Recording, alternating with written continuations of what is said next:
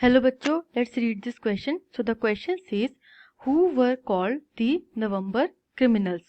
Why were they targeted?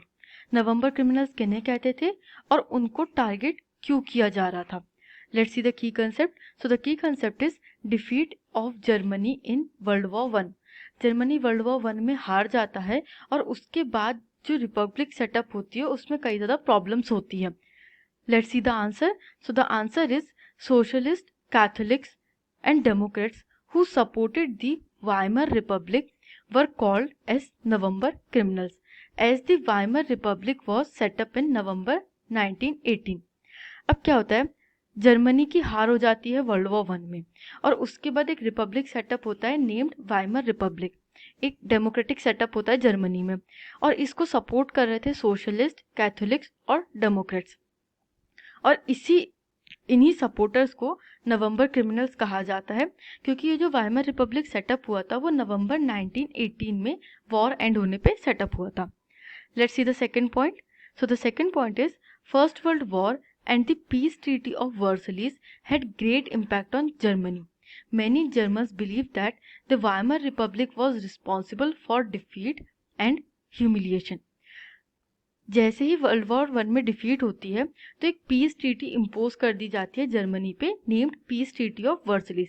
ये France का एक जगह है वर्सलिस, वहाँ पे साइन होती है और इसका ग्रेट इम्पैक्ट होता है, एक बहुत डीप इम्पैक्ट होता है जर्मनी पे.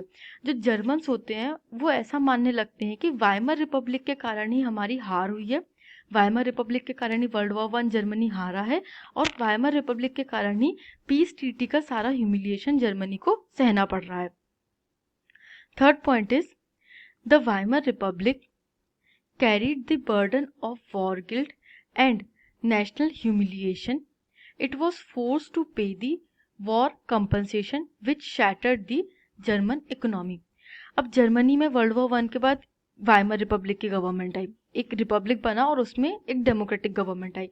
तो उस गवर्नमेंट को, उस रिपब्लिक को बर्डन सहना पड़ा वॉर गिल्ट का कि आपकी वजह से वॉर हुआ है और इस वॉर की वजह से ही सारा लॉस हुआ है. ऐसा वॉर गिल्ट सहना पड़ा जो कि एक नेशनल ह्यूमिलिएशन था जर्मनी के लिए और एक हैवी अमाउंट भी पे करना पड़ा in the form of war compensation to the winning powers, the allied powers which shattered, जिसने जर्मनी की इकोनॉमी को पूरी तरीके से खत्म कर दिया. The fourth point is the November criminals were easy targets of conservative nationalists of Germany. Nationalists criticized them, made them responsible for the loss and the humiliation. अब जो जर्मनी के नेशनलिस्ट थे, कंजर्वेटिव नेशनलिस्ट ऑफ जर्मनी, उनके लिए नवंबर criminals एक बहुत easy target बन गए और इस वजह से उनको रिस्पॉन्सिबल ठहराया गया, नवंबर क्रिमिनल्स को रिस्पॉन्सिबल ठहराया गया लॉस के लिए और ह्यूमिलिएशन के लिए जो भी जर्मनी ने सफ़र किया है.